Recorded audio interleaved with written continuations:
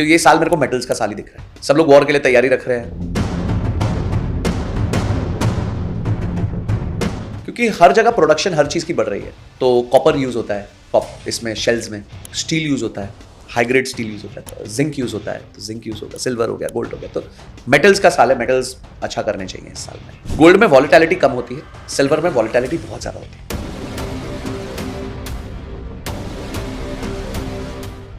कल को ये भी हो सकता है कि सिल्वर का प्राइस वापस तेजी से गिर जाए। तो आपका जो पोर्टफोलियो बनाते हैं आप, गोल्ड सिल्वर का पोर्टफोलियो, उसमें कोशिश करके 60-70% गोल्ड रखिए, 30-40% सिल्वर रखिए। मैन्युफैक्चरिंग को कैसे देख रहे हैं 2026 में? Manufacturing should be good, because manufacturing पे बहुत ज़्यादा इंसेंटिव्स भी दिए गए हैं। मुझे लगता है कंजम्पशन बहुत ज़बरदस्त होगा, बिकॉज जीएसटी माफ हुआ है, जीएसटी कम हुआ है। पहली 100 कंपनियों में, दुनिया की पहली 100 कंपनियों में 3 कंपनी भारत से। अगर आप इंडिया की सबसे बड़ी कंपनी देखो, रिलायंस, और उसको ग्लोबल रैंकिंग में डाल दो सारी बड़ी कंपनीज की लिस्ट में, तो उसका रैंक करीबन 65वां आता है, 65th। तो भारत की पहली कंपनी दुनिया की 65th कंपनी। स्टॉक मार्केट को लेकर एक अफवाह ये भी है कि 26 में क्रैश करेगा। देखिए, उसके क्रैश के दो ही वो हैं, 2 रोड बम्प्स है, या तो ग्लोबल कॉन्फ्लिक्ट है या ट्रम्प का टैरिफ है। क्या एसेट क्लासेस हैं जो 2026 में जिनमें इन्वेस्ट करना चाहिए, क्या चीज़ें हैं जिनसे बचना चाहिए, और सबसे इंपॉर्टेंट चीज़, सोना और चांदी का क्या होने वाला है 2026 में? Thank you sir.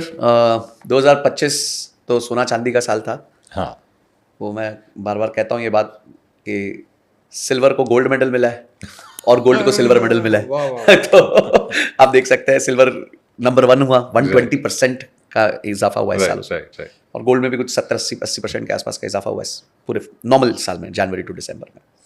अब क्या 2026 में ये कंटिन्यू रहेगा? चांसेस दिख रहे हैं कि कंटिन्यू रहेगा। दोनों के फ्यूल्स को समझ लेते हैं, किस चीज़ से दोनों फ्यूल होते हैं। पहली चीज़ फ्यूल होती है, गोल्ड फ्यूल होता है अनसर्टनिटी से, अविश्वास से। और इस टाइम पे ग्लोबल अविश्वास एट इट्स हाईएस्ट है, क्योंकि एक भाई साहब बैठ गए हैं अमेरिका में आके, जो मूड के हिसाब से चलते हैं।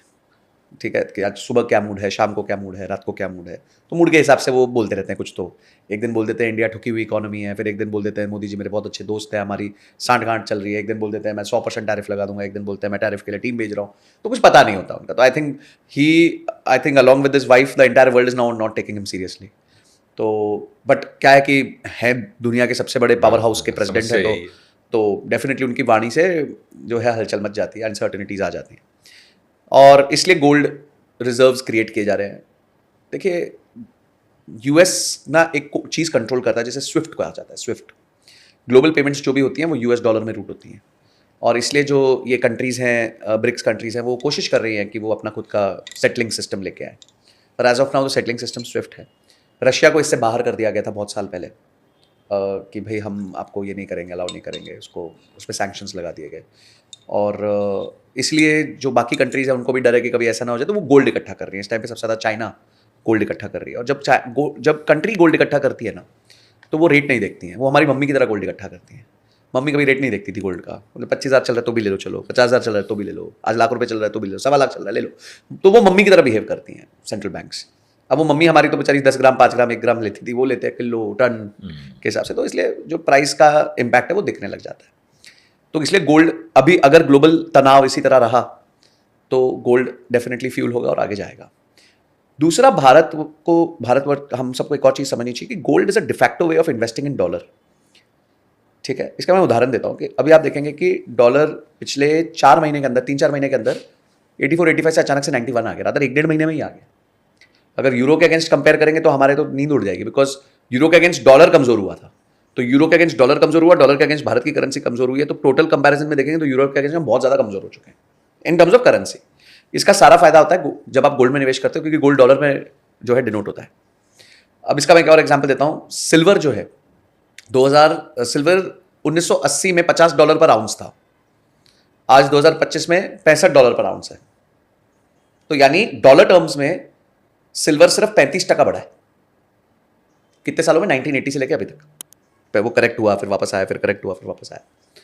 पर अगर आप रुपी टर्म्स में देखेंगे तो बहुत बड़ा है, क्योंकि डॉलर 1980 में ₹6.61 था, आज ₹90-91 है। तो यानी रुपी जो है, डॉलर जो है वो 15 गुना हो गया। तो इसलिए सिल्वर का रेट इंडिया में रुपी टर्म्स में बढ़ गया। आज 2 लाख के ऊपर किलो चला गया जब हम ये वीडियो रिकॉर्ड कर रहे हैं। तो सोना और चांदी डिफैक्टो वे है जिससे आप डॉलर में भी इन्वेस्ट कर पाते हो एक तरीके से, क्योंकि वो डॉलर डिनोमिनेटेड करेंसी, एक वो है, मेटल्स है। अब अगर हम देखें कि सिल्वर को क्या फ्यूल कर रहा है, तो सिल्वर क्योंकि उसका इंडस्ट्रियल यूज इतना ज्यादा और उसकी जो आउटपुट है वो डायरेक्ट नहीं आती, तो सिल्वर में डायरेक्ट माइनिंग नहीं होती, एक टर्म यूज होता है बाय प्रोडक्ट माइनिंग। तो इसका मतलब यह है कि सिल्वर डायरेक्टली कम निकलता है, जिंक निकलेगा उसके साथ सिल्वर निकल जाता है, तो सिल्वर अशुद्धि की तरह निकलता है, तो इसलिए उसकी माइनिंग इतनी ईजी नहीं है, उसकी सप्लाई हमेशा कंस्ट्रेंट में रहती है। और क्योंकि इंडस्ट्रियलाइजेशन हो रही है, सोलर पैनल्स बन रहे हैं, वॉर वेपन्स बन रहे हैं, ये सब बन रहे हैं, सब जगह सिल्वर यूज होता है, डेटा सेंटर्स में यूज होता है, सेमीकंडक्टर्स में यूज होता है, जिसका वॉल्यूम बढ़ रहा है एआई की वजह से, तो डिमांड बढ़ती जा रही है, सप्लाई कम हो रही है। और सिल्वर के साथ एक मजेदार बात यह है कि ये है तो सारे जितने भी इंडस्ट्रियल चीजों में उसका प्रोपोर्शन बहुत छोटा है, पर उसके बिना वो चीज पूरी नहीं होती। तो चाहे प्रोपोर्शन कम है, पर ये सब लोग अफोर्ड नहीं कर सकते कि सिल्वर हमारे हाथ से खत्म हो जाए। मतलब अगर सिल्वर नहीं है तो वो चीज बन ही नहीं पाएगी, चाहे उसके बनने में छोटा सा योगदान है सिल्वर का, पर उसके बिना नहीं बन सकती वो। तो यानी ये सारी जितनी कंपनीज जो ये सब बनाती है ना, वो उसको स्टॉक इन करके रखती हैं, स्टॉक आउट नहीं करती हैं। तो वो इन्वेंट्री मेंटेन करेंगे तो वो सिल्वर खरीदेंगे, तो ऑब्वियसली सिल्वर का भाव बढ़ेगा। तो ये दो मेटल्स मैं काफी ऑप्टिमिस्टिक हूं इन पे। तो निवेशक को क्या करना चाहिए? अब प्रश्न आता है कि ठीक है, ऑप्टिमिस्टिक को निवेशक को क्या करना चाहिए? निवेशक को ये समझना चाहिए गोल्ड में वॉलेटिलिटी कम होती है, सिल्वर में वॉलेटिलिटी बहुत ज्यादा होती है। कल को ये भी हो सकता है कि सिल्वर का प्राइस वापस तेजी से गिर जाए। तो आपका जो पोर्टफोलियो बनाते हैं आप, गोल्ड सिल्वर का पोर्टफोलियो, उसमें कोशिश करके 60-70% गोल्ड रखिए, 30-40% सिल्वर रखिए। याद रखिए सिल्वर वॉलेटाइल है, रिस्की है, तो उस हिसाब से सिल्वर को अपने जो है पोर्टफोलियो में जगह दीजिए। अब ये सोच के मत दीजिए आज 2 लाख है, अगले साल के अंत तक 3 लाख हो जाएगा, चलो मैं सारा ही पैसा सिल्वर में डालता हूं। ये गलती कभी मत करिए।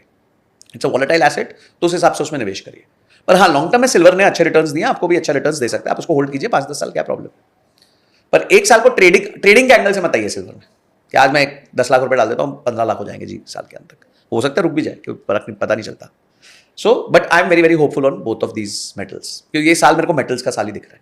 2026 हाँ, 2026 मुझे मेटल्स का साल दिख रहा है, क्योंकि हर जगह प्रोडक्शन हर चीज़ की बढ़ रही है, सब लोग वॉर के लिए तैयारी रख रहे हैं, तो कॉपर यूज़ होता है इसमें शेल्स में, तो कॉपर, स्टील यूज़ होता है, हाई ग्रेड स्टील यूज़ होता है, तो स्टील यूज़ होगा। उसके बाद आपका क्या कहते हैं, जिंक यूज़ होता है, तो जिंक यूज़ होगा, सिल्वर हो गया, गोल्ड हो गया। तो मेटल्स का साल है, मेटल्स अच्छा करने चाहिए इस साल में।